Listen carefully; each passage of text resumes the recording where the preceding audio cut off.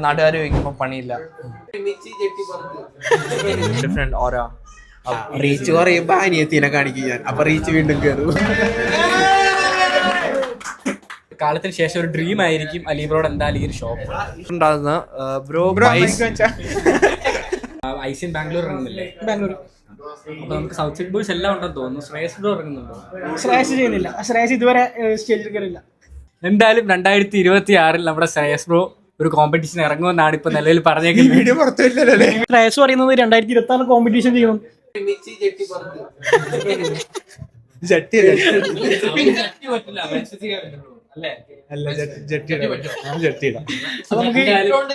ഇടുന്നില്ല. വിഷയമല്ല. എങ്ങനെയാണ് 2026 എങ്ങനെയാണെങ്കിലും ഏതൊരു കോമ്പറ്റീഷൻ ഇറങ്ങിയിരിക്കുമെന്നാണ് ശ്രേയസ് ബ്രോ പറയുന്നത്. പിന്നെ വെറുതെ നമ്മുടെ എഡ്വിൻ ബ്രോയുടെ ഒരു തിരിച്ചറിവ് കാണാൻ പറ്റുമോ? ഞാനിപ്പം I have some certain gut issues which I am facing. അപ്പം അതൊക്കെ കഴിയുവാണെങ്കിൽ hopefully my dream is to step on stage with these boys. എല്ലാവരും ഒന്നിച്ച് ഒരേ സ്റ്റേജ് ഷെയർ ചെയ്യുക എന്ന് പറഞ്ഞാൽ ഇറ്റ്സ് എ ഡിഫറെന്റ് ഓറ. അപ്പം that's the dream. But hopefully may be 2026 or 2027 100% I will be stepping on stage. Okay, നമുക്ക് എന്തായാലും പ്രതീക്ഷിക്കാം. നമ്മുടെ സൗത്ത് സൈഡ് ബോയ്സ് മൊത്തം നമ്മുടെ ജൂൺ ബാംഗ്ലൂരിലുള്ള ഐസിയൻ കോമ്പറ്റീഷന് പാർട്ടിസിപ്പേറ്റ് ചെയ്യുന്നുള്ളത്. അലീബ്രോയും ഇത്തവണ കാണില്ല എന്ന് എനിക്ക് തോന്നുന്നു. പുള്ളി ഒരു 1 year പ്രിപ്പറേഷനിലാണ്, ഓഫിലാണ്. എന്തായാലും പൊളിക്കാൻ ഗൈസ്. കോമ്പറ്റീഷന്റെ എന്റെ മൈൻഡ് ഇപ്പോൾ കംപ്ലീറ്റ്ലി ചേഞ്ച് ആയിക്കണം. ഞാൻ മലപ്പുറം അടിച്ചതിന് ശേഷം എന്റെ മൈൻഡ് കാണാറുണ്ട് ഇപ്പൊ നിലവിൽ. ഫുള്ള് എനിക്ക് കോമ്പറ്റീഷൻ ആയിരുന്നു. എവിടെ കോമ്പറ്റീഷൻ ഉണ്ടായി കഴിഞ്ഞാൽ ഞാൻ ആ ഒരു ടൈമില് എപ്പോഴും ഇപ്പോ എനിക്ക് കോമ്പറ്റീഷൻ എന്നുള്ള മൈൻഡ് എന്റെ ബോഡി മൈൻഡിൽ പോയി. എനിക്കിപ്പം മെയിൻ ഫോക്കസ് എന്റെ ഹെൽത്ത്, മാക്സിമം ഫിസിക്ക് പെർഫെക്റ്റ് ആക്കാം. കാരണം കോമ്പറ്റീഷൻ ചെയ്ത വലിയ കാര്യമില്ല നമുക്ക്. ഉണ്ടാവണ എപ്പോഴാ വെച്ചാല് നമുക്ക് അത്രക്കും വലിയൊരു ജെനറ്റിക്സും അത്രക്കും വലിയ സപ്പോർട്ടും വേറൊരു പരിപാടി ഇല്ല. അങ്ങനത്തെ ഒരു സിറ്റുവേഷൻ ആണെങ്കിൽ ഓക്കെ.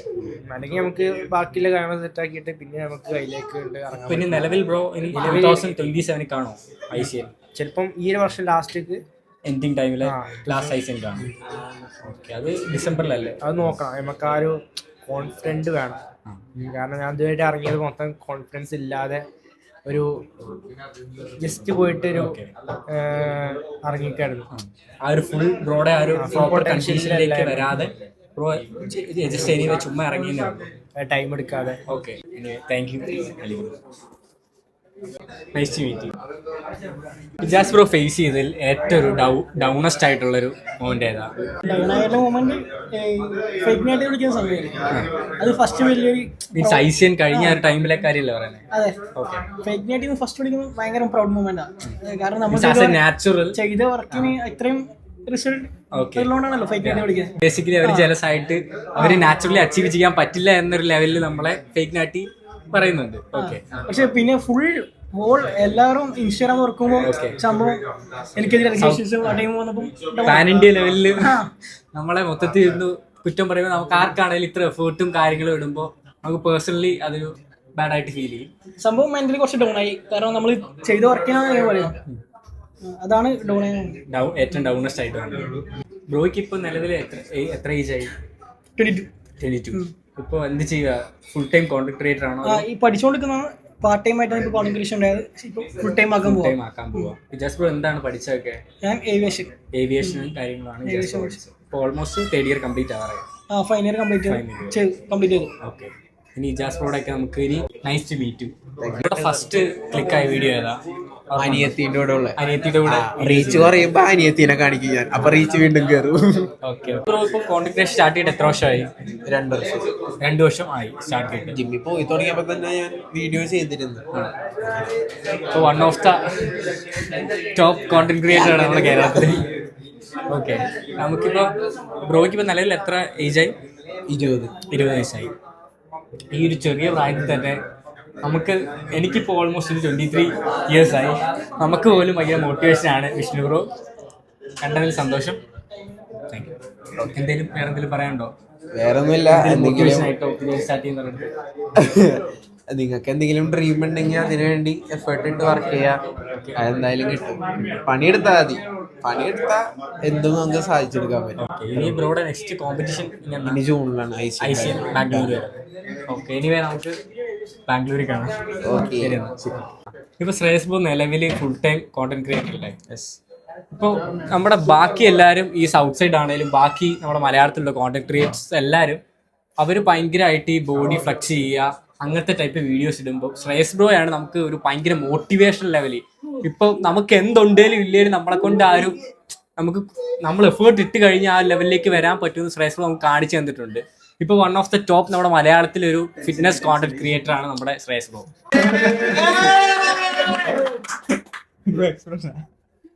ഓക്കെ. പിന്നെ ബ്രോ എനിക്കൊരു ഡൗട്ട് ഉണ്ടാകുന്ന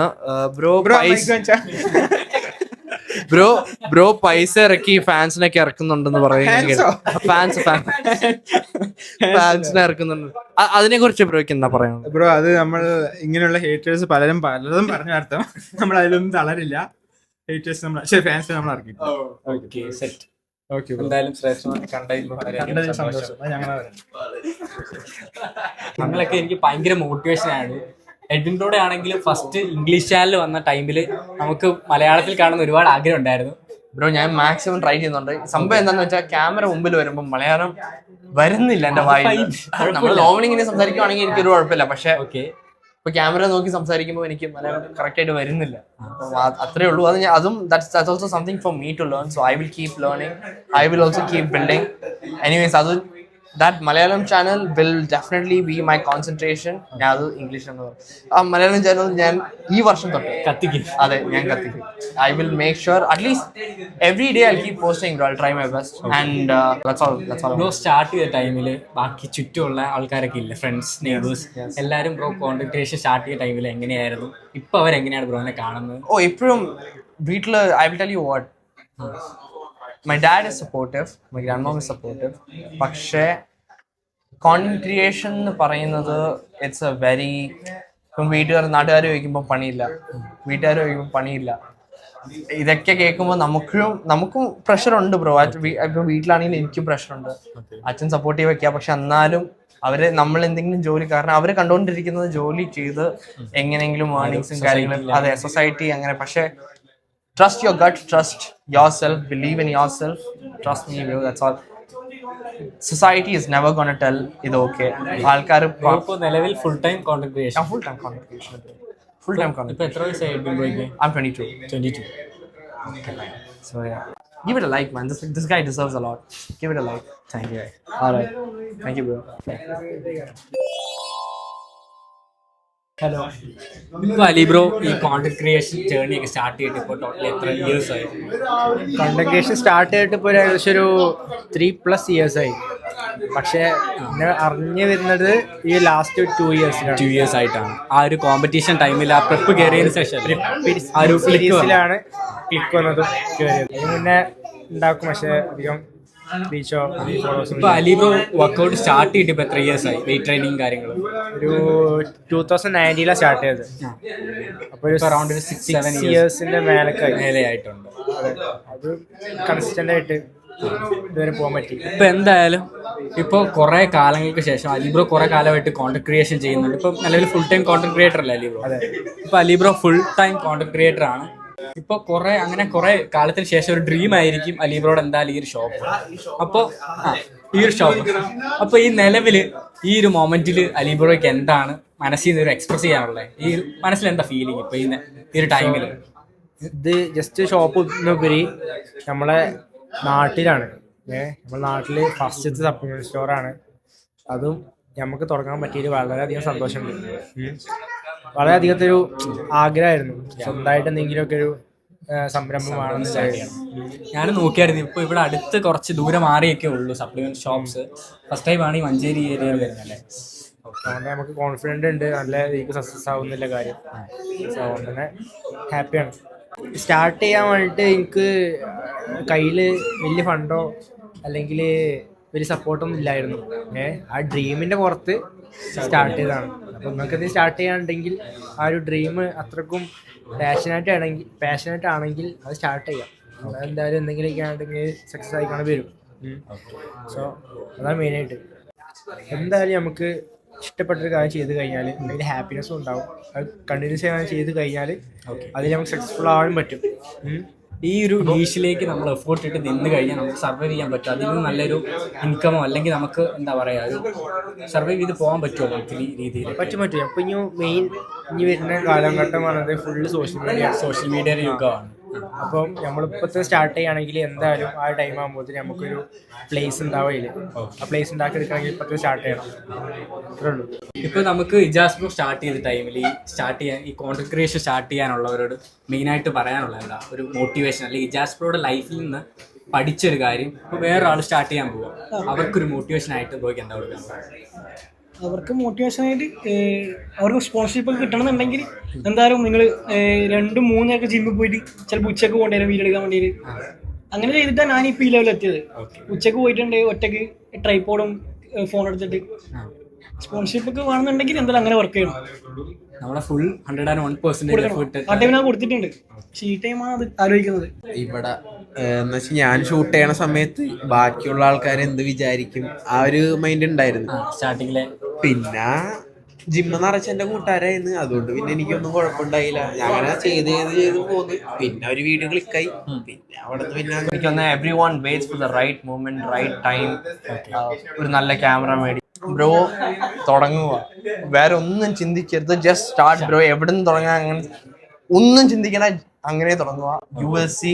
ആൻഡ് പിന്നെ ഒരു ഡോക്ടർ ആവാൻ എത്ര സമയം എടുക്കും, എഞ്ചിനീയർ ആവാൻ എത്ര സമയം എടുക്കും, ആ എല്ലാത്തിനും ഒരു സമയമുണ്ട്. ആ ഒരു സമയം നിങ്ങൾ ഡെയിലി ഇങ്ങനെ പോസ്റ്റ് ചെയ്ത് ഡെയിലി കാര്യങ്ങൾ ചെയ്തുകൊണ്ടിരുന്ന റീസെർച്ച് ചെയ്ത് എല്ലാം ചെയ്യുവാണെങ്കിൽ trust me one day you will achieve that. ഞാൻ എഴുതി തരാം. if you didn't achieve that within 5 years, നിങ്ങൾ ഡെയിലി പോസ്റ്റ് ചെയ്യുന്നുണ്ട്, ഡെയിലി ചെയ്തുകൊണ്ടിരുന്ന 5 years, if you don't achieve anything, come back to me, I will help you. Okay, give it a like, man. This guy deserves a lot. Give it a like.